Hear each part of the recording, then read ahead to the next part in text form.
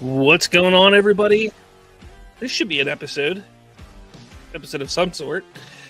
We got some big news this week, from casting news to first looks at Hugh Jackman as Wolverine in Deadpool 3, a new Ahsoka trailer, some controversy surrounding the DCU, as always. Bob Iger also made some interesting remarks, so we're going to get into all that here on today's episode of Bridging the Geekdoms.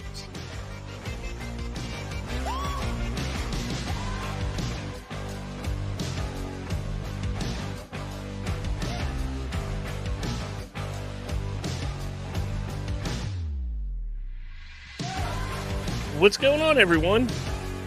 How's it shaking? Am I looping? Am I not looping? I don't know what's going on there. We'll figure it out. What's up? And our first commenter of the day, Lawrence. What's up, man? How's it going? Hopefully you're having a good week. Good week. I'm hoping this episode is a good one for everybody.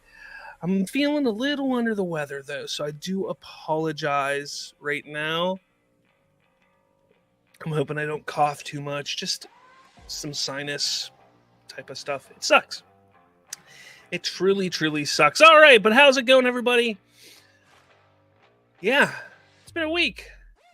I've had some pushback. I posted a video earlier this week, and I'm going to start this new series on YouTube called What Went Wrong. And basically, I'm going to talk about franchises or film series that went wrong in some form or fashion. And the first one I did was What Went Wrong, the DCEU. So yeah, I talked about that, and the main idea behind this series and these videos is to discuss, and figure out exactly what it was that defining moment that ruined that franchise or series. So if you haven't yet, go check out that video. And so again, it's over on YouTube. I got a lot of pushback from some people because of my opinion on it. So yeah, that's that. So go check that out if you can. Other than that, Lawrence says, I'm doing good. Nothing much. I'm excited for Superman Legacy. As am I, sir. As am I. But before we get into the Superman Legacy of things, because we have some, we have things like the Ahsoka trailer reaction, and I'm going to pull it up here. I'm not going to necessarily watch it completely, but I do want to kind of like jump through it here because it was a good trailer. I will, I'm not going to say it's not a good trailer. I mean, you got Ray Stevenson here looking menacing. And, again, this series, the problem that I've had with Star Wars lately is that I don't know whether to be excited about something or not. This looks fantastic. And it's a character that we've all grown to love in Ahsoka.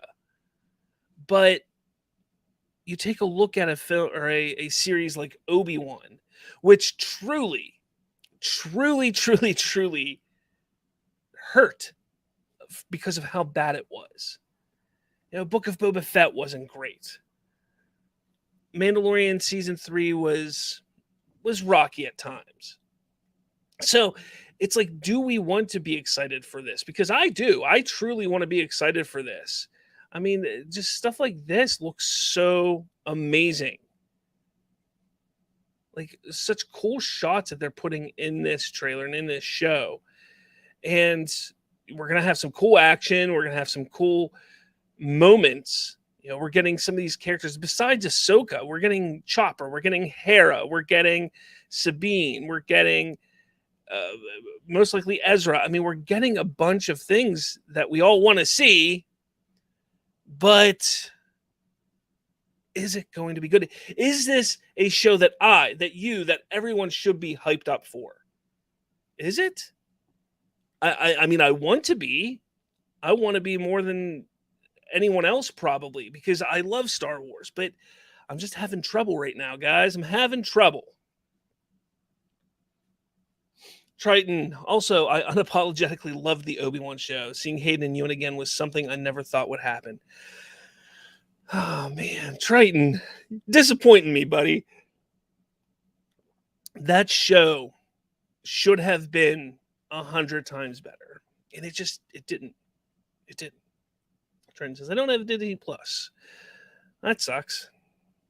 But again, this trailer, I love this part with the mural that is the art style from the Rebel show. I love that. That's so great. I think we see it again here. Yeah, right there. I love that. But seeing these characters together in live action, and there's the big ta-da is Thrawn, Grand Admiral Thrawn. Again, I want to be excited for this. I'm just having trouble. But I want to know what you guys think. What do you all feel? Do you feel like this is going to be a show that does justice? Do you think it's going to be a show that takes the Star Wars franchise to the next level? That's what I want to know. That's what I'm hoping for. Because if you ask me, the last few years of Star Wars just hasn't been great. And that's disappointing to me. So let me know your thoughts. I think it's going to be cool. I did hear a rumor that Sam Witwer would be playing, I believe it's this Inquisitor right here in this show, which I think could be pretty cool if you ask me. I mean, I'm a big Sam Witwer fan. I don't know about you. Triton says, I think my Superman Legacy comment keeps getting deleted for some reason. Weird. I don't see it. Lauren says, I'm going to watch it, but I have no hype for it, talking about Ahsoka. And let's see. Triton says, as I understand it, Dave Filoni hasn't screwed up yet, so I'd say that's a good sign. Again, you're right. Dave Filoni, I mean, Resistance wasn't a great cartoon, but he wasn't as hands-on with that as he was with, say, Clone Wars, Rebels, and obviously the Ahsoka series. And he and Favreau did great with The Mandalorian, has done great with The Mandalorian. Again, season 3, I felt was a little, I don't know. I enjoyed season 3, but I wasn't a huge fan of season 3. Again, my worries don't fall with that. It falls with the way Lucasfilm has been directing Star Wars right now, has been pushing Star Wars. So that's my worry. Witwer is awesome and everything. Yeah, pretty much. I love Sam Witwer. I think he's great. But I hope, I hope this series delivers. I want it to deliver. And I'm curious, like, is Ahsoka going to die in this? Are we going to get a second season of Ahsoka? There's a lot of questions that I want answered. So I want to be excited because I want to see if those answers or those questions are answered. But I don't know, man. I don't know. All right, we're going to move on because I do want to not stick to the news section too much. Wolverine on Deadpool 3 set. This is possible spoilers for those of you who are watching, so keep in mind. But yeah, I mean, we got our first look, and here it is. First look. And, I don't know if I can find it here because there was some other footage. Like, I mean, there's been a lot of coming out from the set.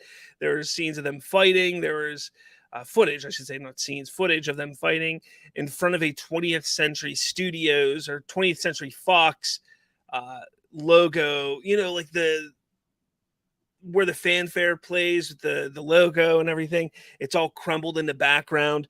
I thought that was pretty cool. I think this is pretty much telling us that this movie is going to be Deadpool destroys Marvel, or destroys the Fox Marvel universe or something like that. He's going to be the linchpin, I think, that's going to bring all of this together in some form or fashion through time travel and what have you. So it's going to be interesting. I do want to see what he's going to do here. This movie, I think, is going to rock. I have high hopes for it. Deadpool 2 wasn't my favorite, but my daughters have watched it over and over and over again, so I probably enjoy it less because of that. But I gotta say, I'm all for this. The yellow suit, It sucks that he has the sleeves. I get that. We could see a moment where he rips them off or he doesn't have them on, I think, in the movie. Hell, if the crowd speaks up loud enough, they could easily find a way to remove them, post-production possibly. Who knows? But I love this. What do you guys think? I want to know your thoughts on what's going on with Deadpool 3. And honestly, it's a little worrisome because of the actors going on strike now, alongside the writer's strike. So this could cause this to be delayed even more. I don't know how that works. I don't know. I think they're filming over in the UK, so I don't know if being in the UK has any effect on that, if they're not beholden to the same regulations that SAG has in America. Excuse me. Triton says, a comic book movie I actually want to watch in the cinema. Yeah, I think this is going to be great. Like, I just, there's not really any reason not to be excited about this. Ryan Reynolds has done great with the Deadpool character. The two movies were fantastic. The first one, I think, like I said, was better. I think it was better than the second. But then you have Hugh Jackman, who everybody loves as Wolverine. My only issue is, we need to get to a point at some time. We need to get to a point where they go, all right, this is our new Wolverine. Is it going to happen in this movie? I think that would be interesting. I think it would be really interesting if they did that. Triton says, thank God it's still rated R. I agree. I don't think it's that big of a deal. I think you need to have it R, but I think that if we're focusing so much on the rated R aspect of it, if we're focusing so much on the fact that we want it to be rated R, we're looking at the wrong thing.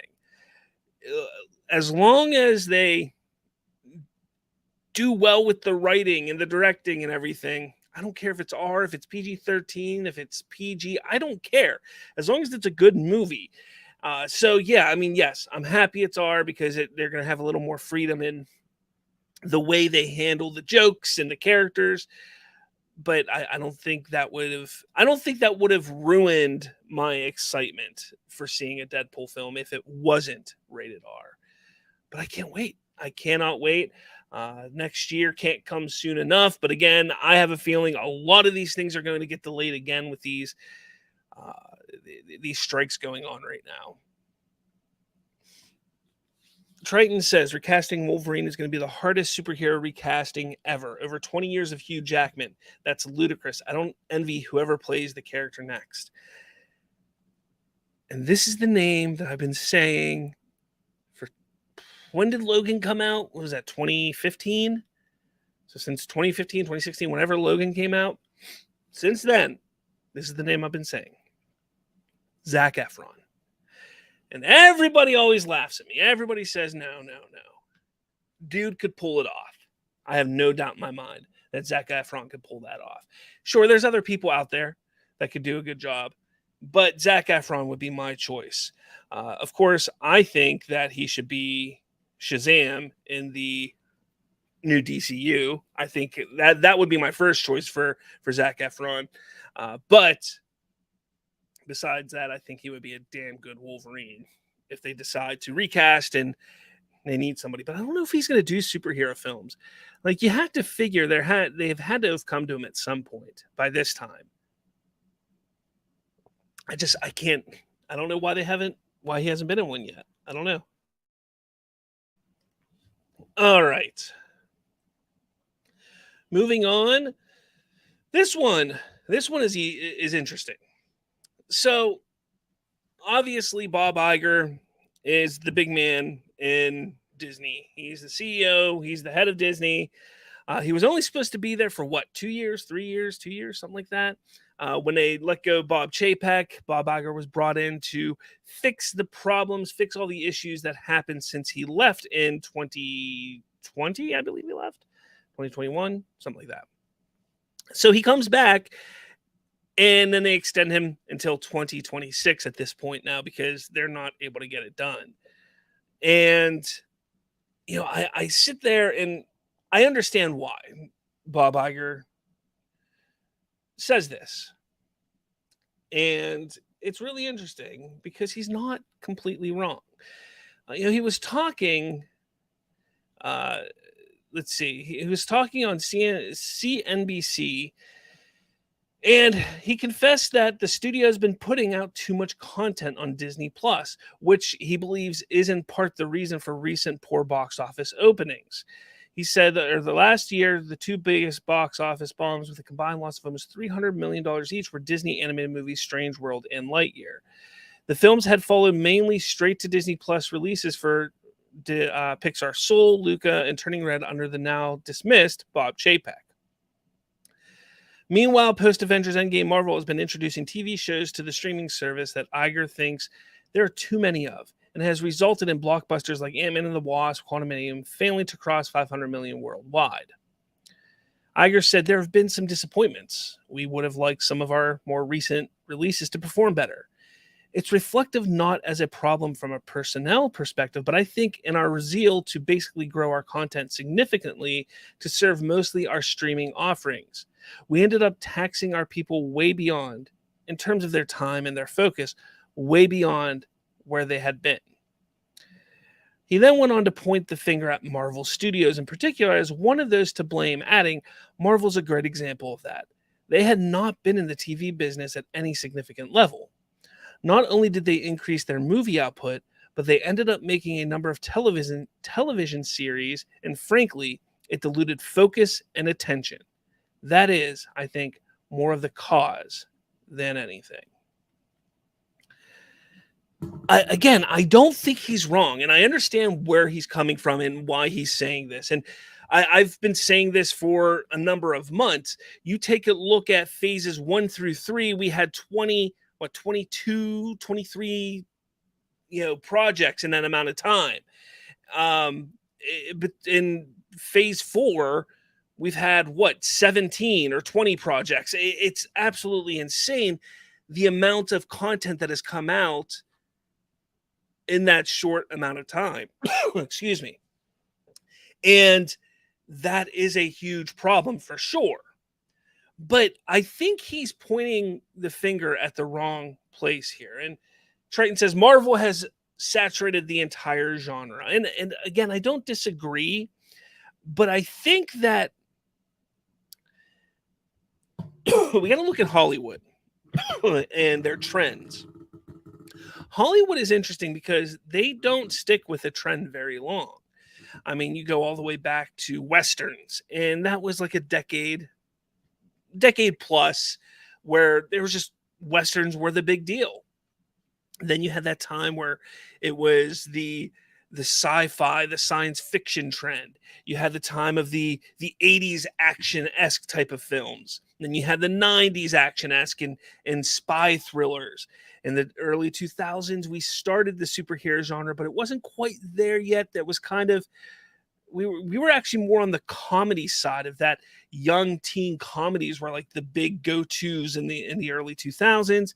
And we then moved into the superhero genre late 2000s and for the last 15 years. So everything is, I won't say it's cyclical because I don't think we've had enough time to see it come back around to go to Westerns or what have you. But that's how Hollywood works, because the audience gets bored with things. And that's very true. And when you oversaturate and you put out more content than ever before, the audience is going to get bored faster with all of that. And that is a problem. So again, I don't think he's wrong. I don't think you're wrong, Triton, that they've oversaturated the genre, because we have had so many comic book movies, so many superhero films and projects and TV shows in the last 15 years. But I will say, the one thing that I will say is that it also comes down to quality. And they could have put out all these projects.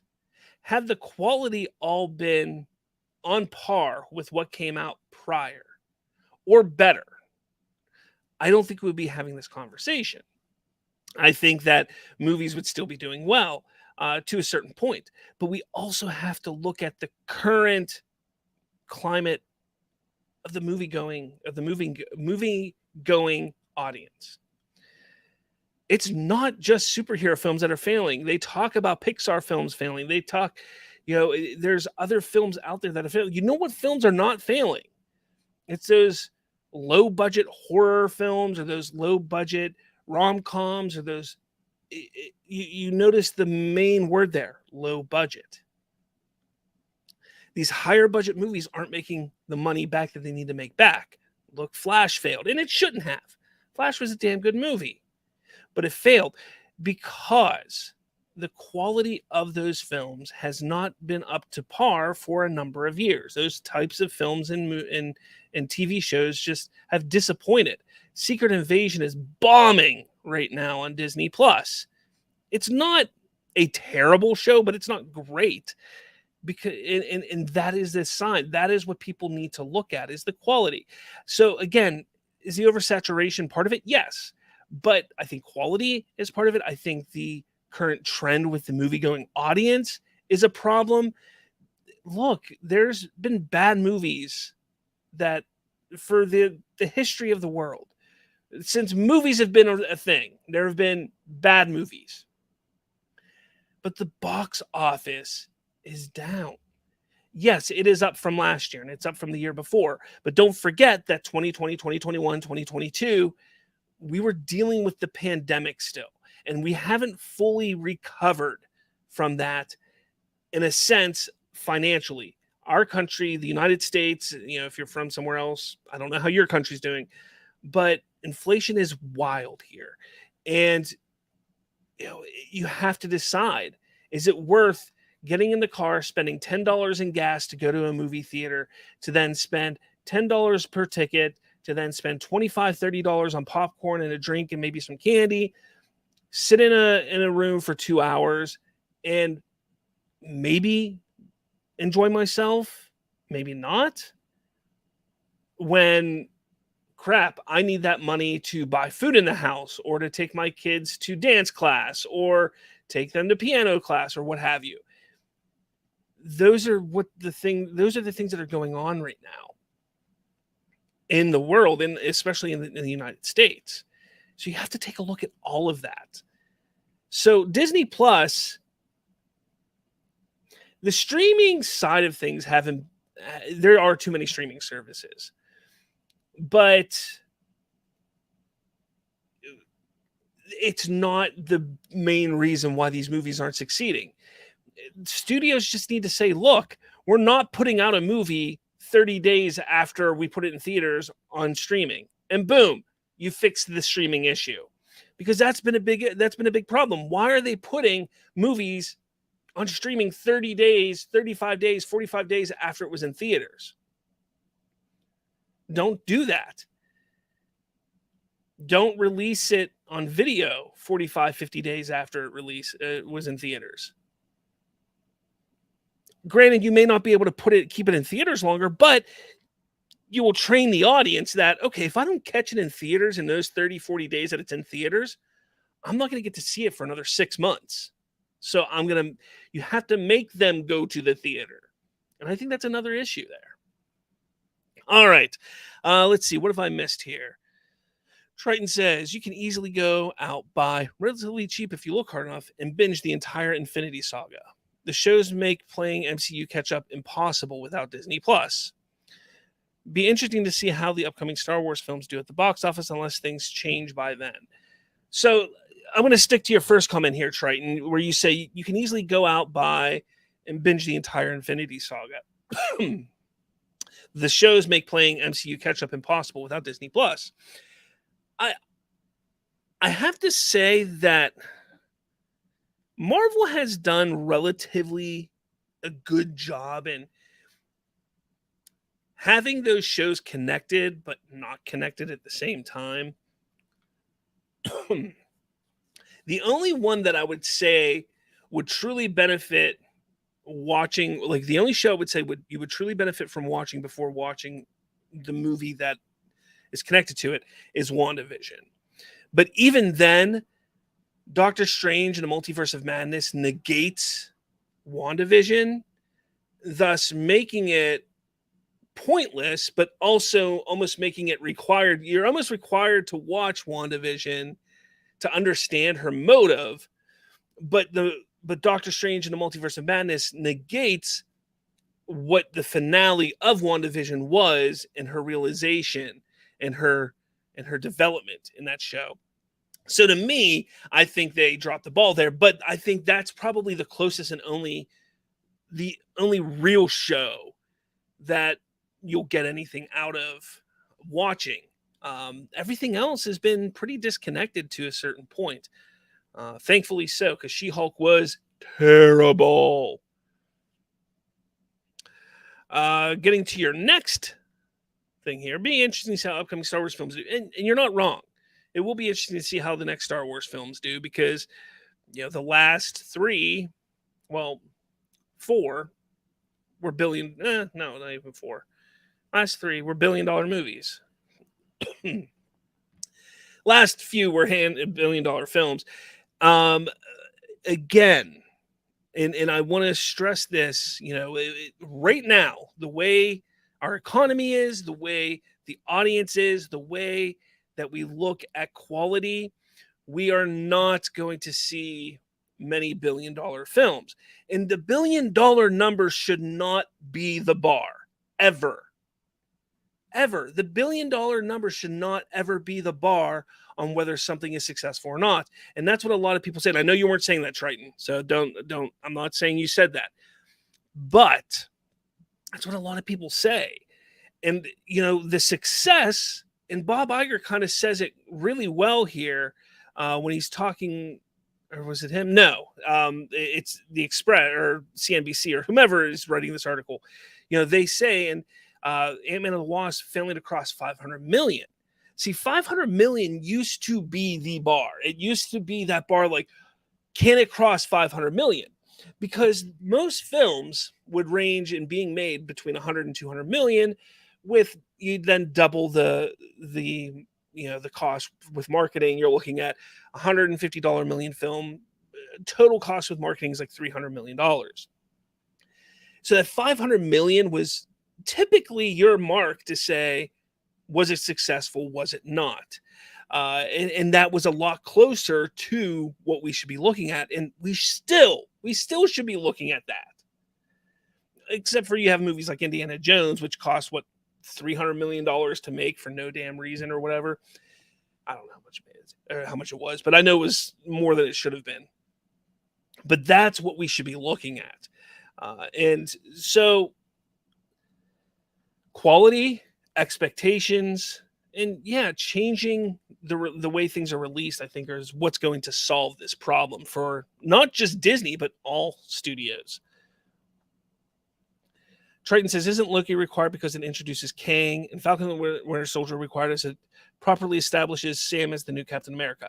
Well, Loki is not required because I know people who watch Quantumania or Ant-Man and the Wasp who didn't watch Loki, and they weren't confused on who Kang was. They did a good job in establishing who Kang is, because that was a different variant in Loki. The variant in Loki was what he who shall not be named. This was Kang. So that's not required. It enhances, but it's not required. When it comes to Falcon and the Winter Soldier, to the next Captain America, that's to be seen. We don't know. It depends on how well they write that film and how well they establish and talk about, Sam being the new Captain America in that. My fear is that they're going to do in like the first 15, 20 minutes of that movie, they're going to have Sam go through his little poutiness and saying, I don't know if I can do this. I don't know if I should be Captain America, just like he was doing in the show. Again, negating the show, because that seems to be a trend in some forms. Like I said, between Doctor Strange and WandaVision, at least it was. Yeah. Lawrence says, I don't know why people say the Batman was a flop. Here's the thing. you have two types of flops, Lawrence. You got two types of flops. You have financial flop and you have critical flops. You can have a movie be financially successful and critically flop. You can have a movie critically flop or you can have a movie, and you can do both ways. Critically flop, financially successful, financially flop, critically successful. You can have that happen. It happens quite often. I take a look at something like, Venom.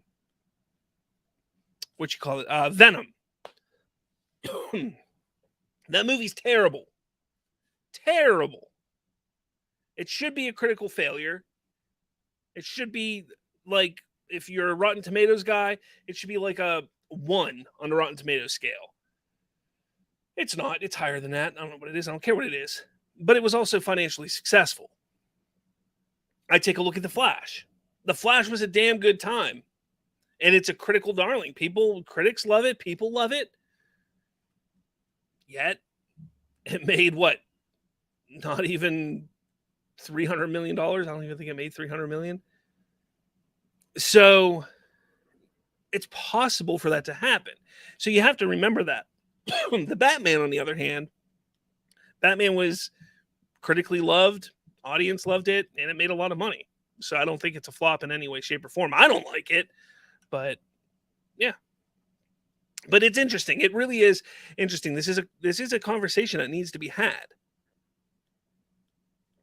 Like, how are studios right now? These strikes are going on. This is perfect opportunity for them to sit back and say, let's right this ship. Let's get people back to the theater. Let's fix these movies that are financially failing. Let's find out how we can make more money. And it's going to come down to lower budget stuff. Man, that's what's going to happen. But let me know. I want to know your thoughts. Again, sorry, under the weather a little bit here. Coughing, trying to drink water so I don't cough, but it's not helping.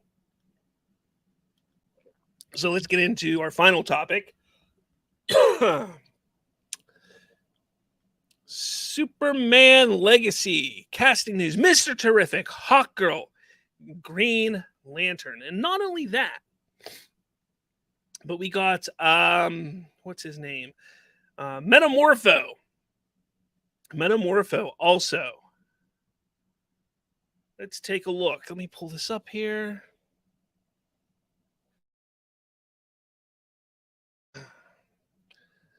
Superman Legacy announces casting for 4 major characters. And there's controversy surrounding this. Like, why? Why? I don't understand. People are ridiculous. People are absolutely ridiculous. Thank you, Triton. I figured you had some thoughts, Triton. I figured you had some thoughts. All right. So people are freaking out. But it seems like anytime James Gunn breathes, people want to freak out in any way, shape, or form. And it's getting ridiculous, in my opinion. But here we go. Hawkgirl will be played by Dora the Explorer, Isabella Merced, or I can't say names. So she'll be playing Hawkgirl. She's 22 years old. I will say, because, everybody's just kind of going off this whole Dora thing. I will say, I watched the Dora movie. I thought it was good. I thought she did fantastic in it. I think she's going to do well as Hawkgirl. I am curious if what route they're going to go with Hawkgirl. Are they going to go the route of being, reborn, and kind of the idea of what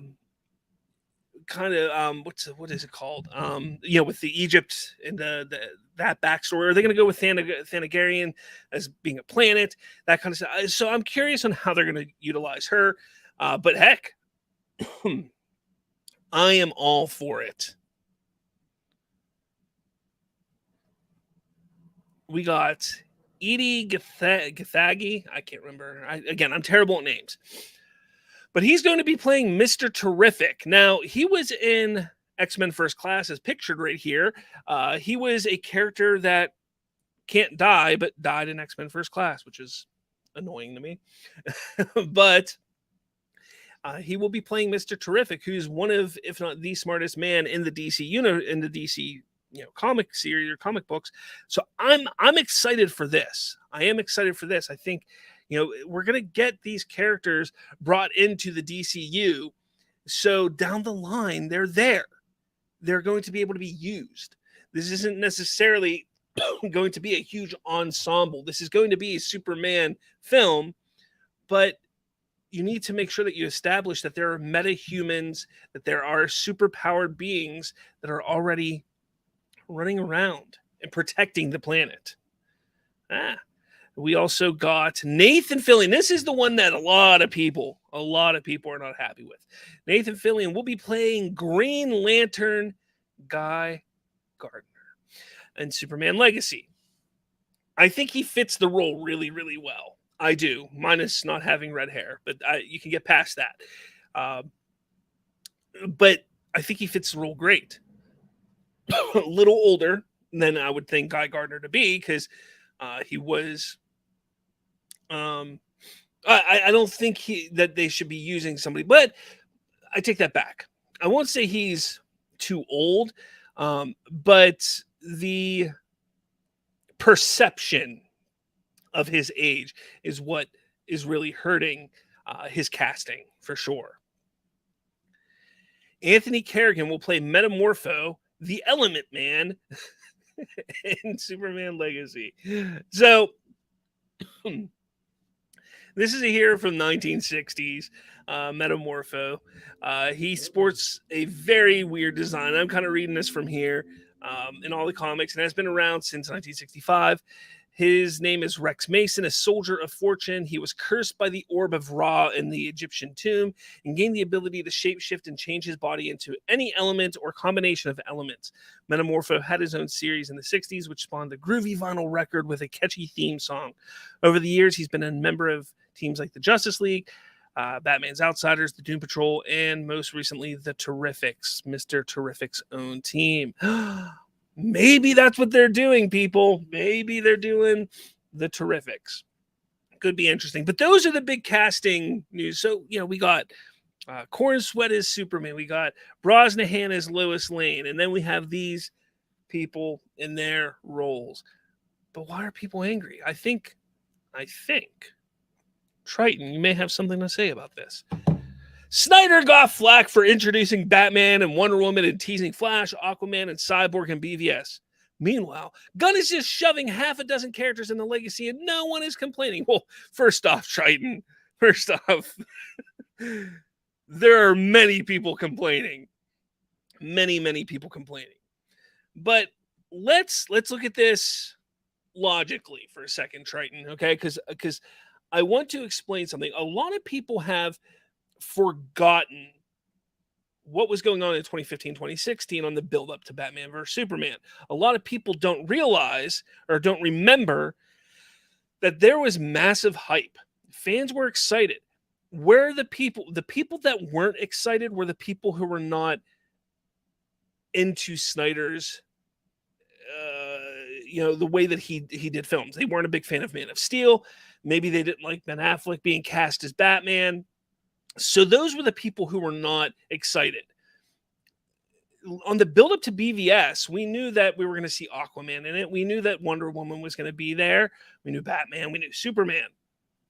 So on the build-up, people weren't sitting there saying, they're rushing. There's too many people. Yes, there are people saying they're rushing. There were. But for different reasons. They were saying they're rushing. They're trying to catch up to Marvel. That's what they were saying then. They weren't saying they're rushing. They're putting too many characters in there and it's not going to work. And even after the movie came out, that wasn't the complaint. It wasn't. The complaint for BVS was the use of the characters. People loved Batman. Batman worked in it. People liked Wonder Woman. Wonder Woman worked in it. Where people were a little upset is how they utilized and how they introduced Aquaman and Flash and Cyborg. They felt that it didn't need to be done that way. They wanted to have it Marvelized. They wanted things to be like Marvel in 2015, 2016. And that was an issue back then. Again, I kind of just talked about it a little bit ago, how audience, they change over time. The way they view films, the way they view stories, the way they view things, their opinions will change. That's not to say that what happens here in Superman Legacy is going to be better. It could be worse. It could not work. It could be overstuffed. But the one thing that James Gunn is able to do is he's able to have an ensemble cast. He's able to utilize an ensemble cast very well and not lose focus of the story. He's done that a handful of times now. And again, I don't think this movie is going to be an ensemble film. I believe him when he says, this is Superman and Lois's film. I believe him. But he's going to establish the world. We know in Man of Steel, when Superman was revealed in Man of Steel, it was shock and awe to the world because there were no metahumans. Nobody knew of metahumans back then, oddly enough. Suicide Squad kind of ruined that take. But the world was like, whoa, what is this thing? What is this being? They weren't saying, oh, let's call up this person. Let's call up this person to go fix that. No, they were, so when you get to BVS, and then all of a sudden, boom, you go from a movie that didn't have any established metahumans in it, didn't have any established backlore to a larger DC universe, to a movie that's just like, oh, they're here, we just didn't want to talk about them. That's where people got upset. It didn't work for people. That's the business. That's, people either buy it or they don't buy it. It worked for me. Triton, it works for you. Lawrence is saying here, BVS was just boring to me. He goes, I think the extra superhero is just there for the fight. I don't even think that, Lawrence. I don't think they're going to be in there for the fight. I mean, maybe they show up for the fight, but I don't know. I don't know. Superman Legacy is kind of going to be like Superman and Lois. Maybe.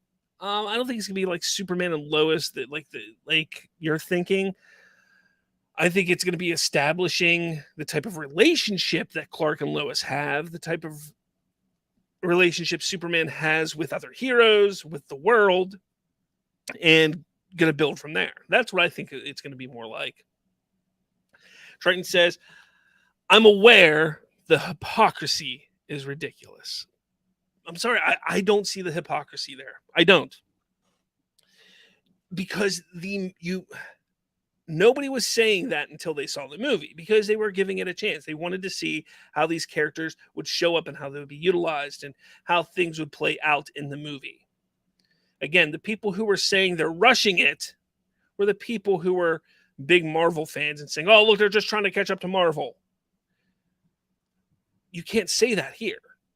They're not rushing it to catch up to Marvel. They're not rushing it to just have it. It seems like James Gunn has a plan, has story ideas.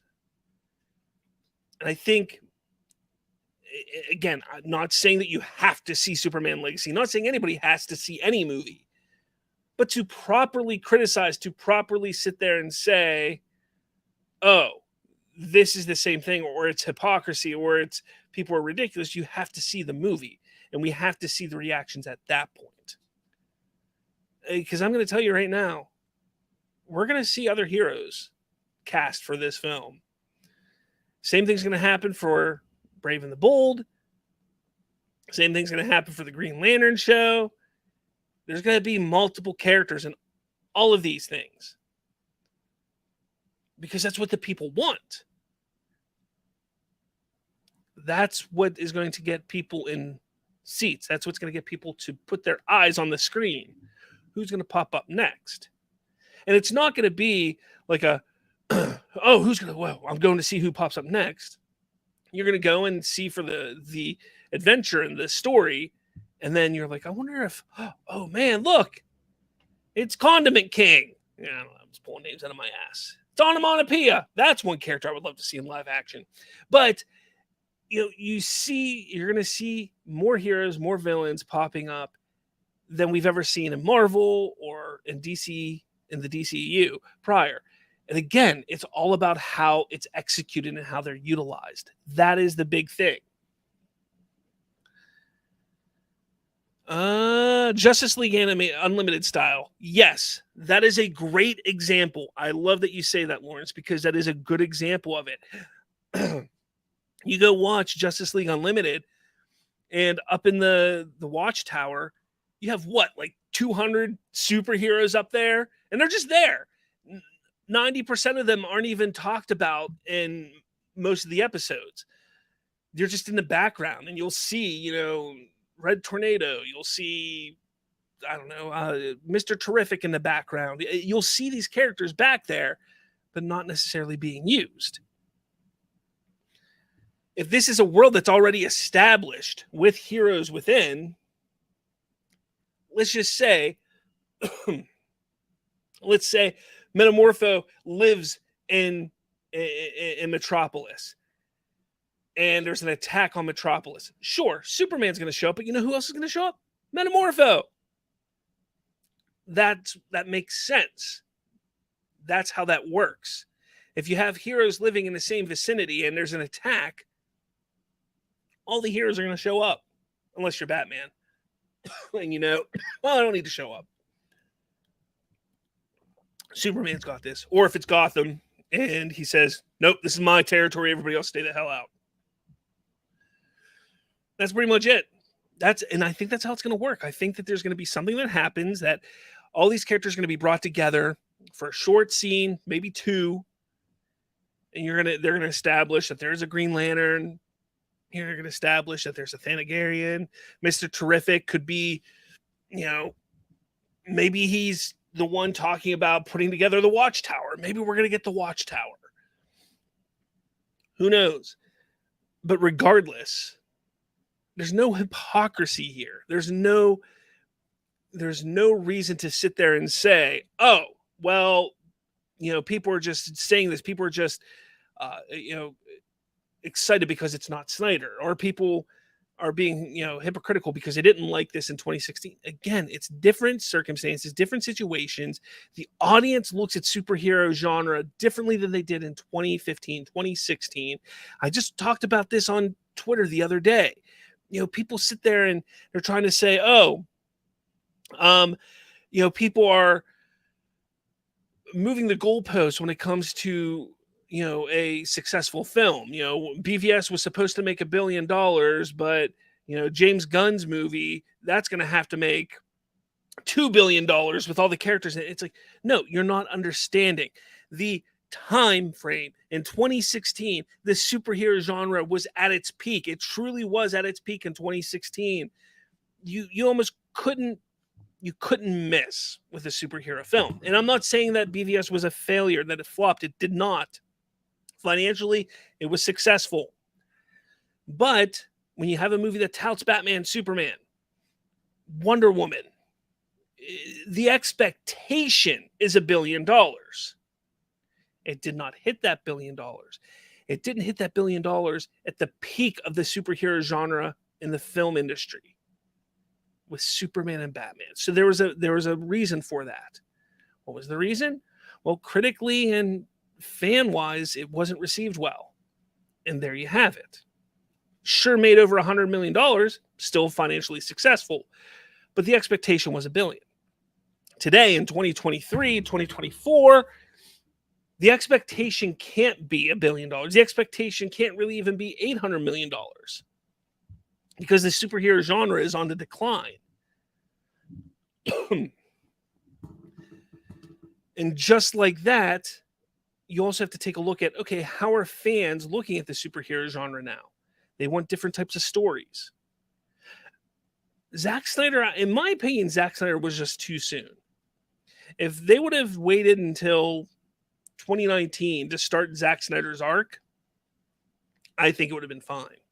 But I think he was just too soon. I do. I think that's a big reason for the issues.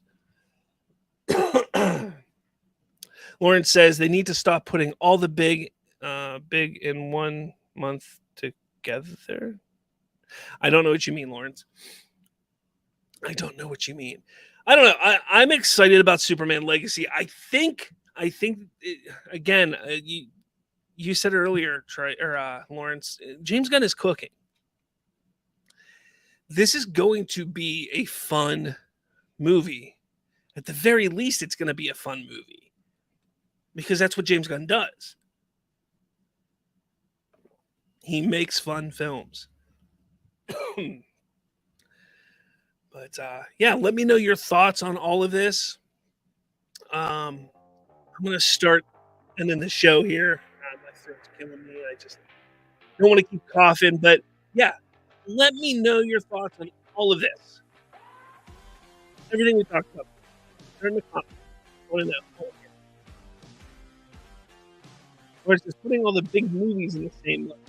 I mean, that happened in the summer. I mean, between May and the end of July, you typically get anywhere from 8 to 12 big films. It's pretty typical. So, I mean, that's how it's always been. But yeah, they have to rethink their strategy at this point because of the way the economy is and the way people go to films. So, you're not completely wrong. They just have to rethink their strategy. Make sure you hit that like button, hit subscribe. Find us on all your podcatching apps, at least the ones that matter: Spotify, Apple, Google, that kind of stuff. Yeah. Thank you all for watching. Again, sorry, I just a little under the weather. But yeah, next week, I do want to say next week, I'm not sure if we're going to have a live show. I'm going to record something at the very least. Maybe just a pre-recorded show. So keep that in mind. I got some stuff coming up next week. I'm trying to get either Colton or Ken or someone to be on the show next week and do the live show. So hopefully they can. If not, I will get something up in some form or fashion. So be on the lookout for that. But with all that said, everyone, thank you. Thank you so much for watching. And I'll talk to all of you later.